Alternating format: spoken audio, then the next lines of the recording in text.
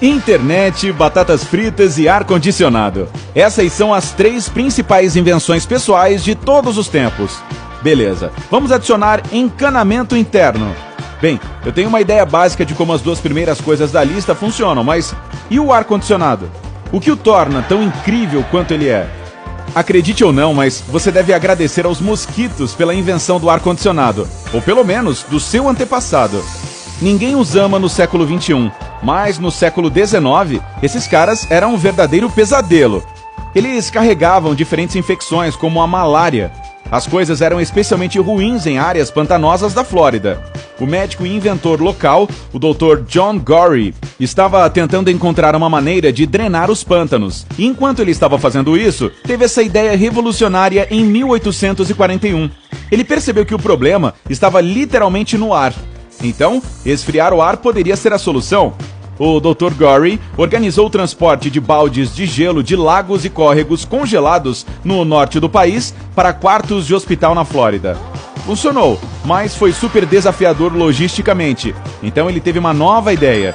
Em 1851, ele projetou um compressor de ar para fazer gelo a partir da água. O mecanismo era acionado por um cavalo, e foi assim que nasceu o conceito de ar-condicionado. Tem muito em comum com os refrigeradores de ar de hoje. Bem, pelo menos a ideia básica é a mesma. Algumas décadas depois, o engenheiro Willis Carrier estava ajudando uma editora a impedir que as páginas das revistas se enrugassem por causa da umidade. Ele projetou o primeiro aparelho de ar-condicionado elétrico com serpentinas de refrigeração e filtros de ar. Ele primeiro usou água fria para refrigerar e depois instalou um compressor de amônia em sua máquina. Carrier percebeu que não era apenas bom para as revistas, mas também para umidificar ou desumidificar o ar ambiente. Ele patenteou a invenção e fundou sua própria Carrier Engineering Corporation em 1915. O ar-condicionado fez a sua primeira aparição pública em massa na Feira Mundial de St. Louis, em 1904. As 1.000 pessoas no auditório definitivamente adoraram a ideia do conforto do resfriamento. Na década de 1920, esse aparelho se tornou uma necessidade básica para as milhares de pessoas que corriam aos cinemas para assistirem às suas estrelas favoritas de Hollywood na telona. Uma solução em comum foi encontrada e decidiu-se modificar os sistemas de aquecimento para enviar ar frio através das aberturas no piso. Mas agora, os lugares mais baixos estavam congelando e os mais altos ainda pareciam muito quentes. Foram necessários alguns ajustes, mas no final, o problema foi resolvido e o Metropolitan Theatre de Los Angeles conseguiu o primeiro sistema público perfeito de ar-condicionado. Era bom o suficiente para edifícios públicos, mas ainda era muito grande e caro para residências. Demorou mais algumas décadas para os engenheiros projetarem algo perfeito para casas particulares. Em 1947, eles venderam 43 mil sistemas e agora o ar-condicionado está presente em centenas de milhões de residências ao redor do mundo.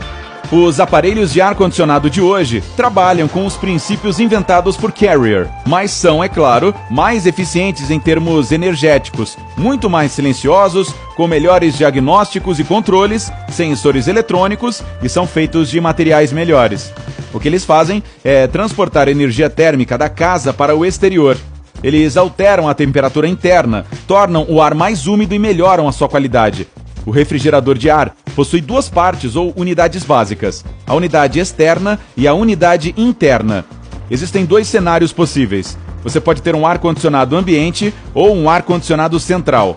O modo como eles funcionam é basicamente o mesmo, exceto que se você tiver ar-condicionado central, há apenas uma unidade interna e uma unidade externa. Esse tipo de ar-condicionado refrigera todos os cômodos ou as peças que você acredita serem de maior importância e está disposto a gastar para mantê-los frescos. Vou falar sobre o ar-condicionado do tipo central, porque é esse que eu tenho. Então, vamos lá fora para verificar a unidade externa.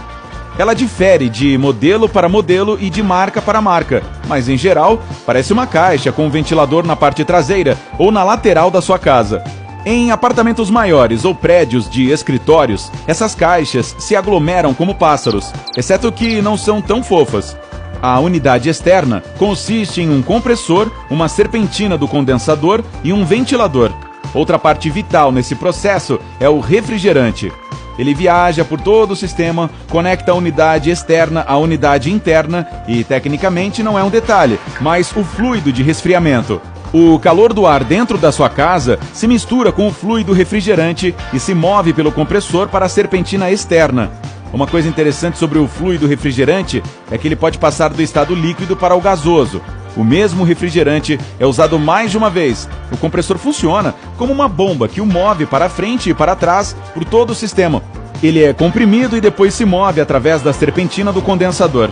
É importante comprimir o gás com força, porque quanto maior a pressão, maior a temperatura. Isso deve ser feito para tornar o fluido refrigerante mais quente que o ar externo. O calor passa naturalmente dos corpos mais quentes para os mais frios. O ar externo entra na condensadora através do ventilador. O ar quente da sua casa se dispersa no ar da rua. O fluido refrigerante acabou de fazer o seu trabalho com sucesso.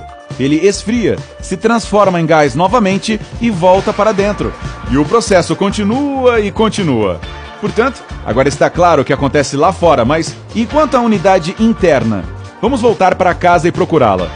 Então, pode haver uma unidade interna em cada cômodo da sua casa, ou nos que você precisa refrescar, ou uma unidade no armário ou no porão, ou em algum lugar dentro da casa. Para fazer o aparelho funcionar por toda a casa, também há um termostato e saídas de fornecimento e retorno de ar. A própria unidade interna é uma caixa que possui um motor e uma ventoinha, a serpentina do evaporador, a válvula de expansão, a placa de circuito e o filtro. Quando fica muito quente na sala, o termostato envia um sinal SOS para a placa de circuito, que liga o motor do ventilador. O ar quente da sala é aspirado pelas aberturas de retorno. Então, o ar encontra o fluido refrigerante. Nesta fase, o ar quente perde seu calor e umidade. Mas como o refrigerador absorve o calor, ele fica tão quente que ainda não está pronto para atender as serpentinas do evaporador. A válvula de expansão ajuda a soprar um pouco de vapor e a diminuir a pressão extra. Em seguida, o fluido refrigerante passa de líquido para gás e está pronto para passar pelas serpentinas geladas do evaporador. O refrigerante frio está se movendo através de pequenos tubos, dos quais a serpentina do evaporador é feita. Agora, vamos dar um tempo ao refrigerante para absorver calor suficiente do ar interno. E feito, ele está pronto para ir para o compressor e você sabe o que acontece lá na unidade externa. Tudo isso acontece ao mesmo tempo e um ciclo interminável. Bem, até o termostato decidir que a temperatura está boa e desligar o aparelho antes que aqueça novamente. Então, tudo recomeça, levando o calor para fora enquanto o ar frio entra. Ele se espalha pela casa através das aberturas de ventilação. Cada detalhe do ar-condicionado é super importante e mesmo que apenas um mecanismo pare, todo o processo será interrompido. E espero profundamente que isso não aconteça, pois está ficando quente aqui. Então, veja bem, os aparelhos de ar-condicionado percorreram um longo caminho para se tornarem tão eficientes quanto são hoje. Mas o progresso nunca para, e os cientistas estão trabalhando em novas tecnologias para tornar os refrigeradores de ar mais eficientes em termos de energia, ecologicamente corretos e com melhor aparência, tanto por dentro quanto por fora das residências. Ei, isso não causou um calafrio na sua espinha? Não? Tá legal. Ei, se você aprendeu algo novo hoje, dê um like no vídeo e compartilhe com um amigo. E aqui estão alguns outros vídeos legais de que eu acho que você vai gostar. Basta clicar à esquerda ou à direita para permanecer no lado incrível da vida.